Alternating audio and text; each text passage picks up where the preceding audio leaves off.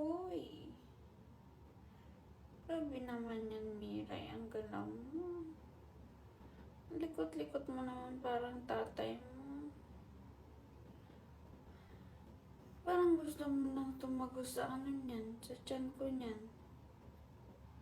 Di naman yun ang tamang daanan. Ouch! Ayan. Nalukay tuloy yung daanan niya. Miray. Bakit ang likot mo? Gabi na, hindi mo pa ako pinapatulog. Kakainis to.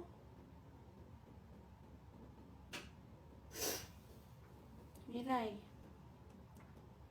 Tulog na tayo. Ayaw niya matulog. Grabe yung galaw. Uy! Uy! Grabe ka naman gumalaw, be. Parang nagwawala ka na dyan sa loob ng tiyan ko, ha? Nagwawala ka na? Gusto mo nang lumabas?